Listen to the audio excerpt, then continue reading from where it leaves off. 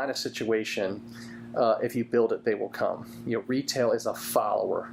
It follows things. So you have jobs first, then you have housing, and retail comes afterwards. And if you try to reverse that order, what you're going to have is failed retail. Just come back to, it's about the demographics. It's about the demographics in the 2-mile radius, and making sure that that matches up with their core customer, and then they truly understand what is their projected year one volume, and does the demographics in the 2-mile radius support the volume they need to do. People start thinking things like, oh my gosh, like we have such a good cook, the food's so fantastic, people will drive for 30 miles away. Now, they may do that once, a year, but to be viable, you have to have a repeat number. You have to have customers that are coming regularly. And so what are the traffic counts, 2-mile demographic, how does that match with the volume you need to do? That is some of the key information.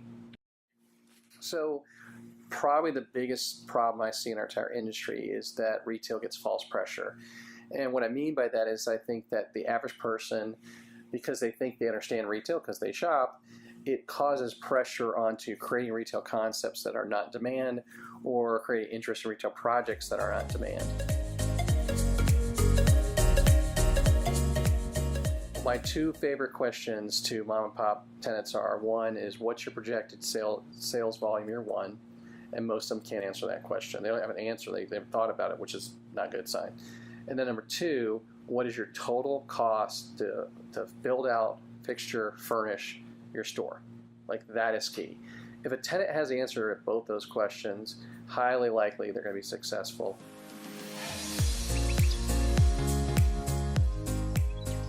Or projected revenues, total gross revenues, 10% of that should be going towards rent.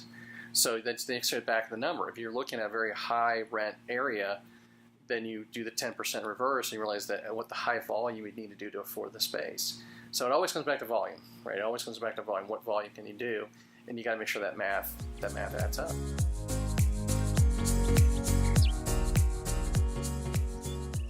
I understand and respect that a tenant, particularly being mom and pop, could be cost sensitive, but I would tell all of them, like, spend a little bit of money, have a little bit of budget to have some key people on the team.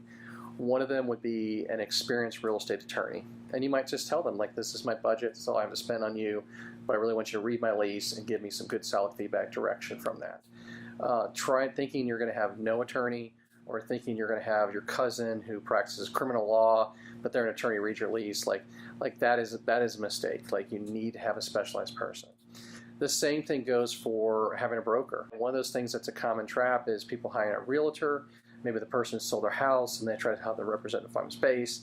And just because they know houses really well doesn't mean they understand the nuances of commercial. Again, that goes back to that false pressure kind of an issue. So really being thoughtful about a team that's experienced veterans. If you're inexperienced, surround yourself with very experienced so that you get to the right place. And again, it doesn't come back and spend a ton of money, but it's really doing all the right research and investing where you need to.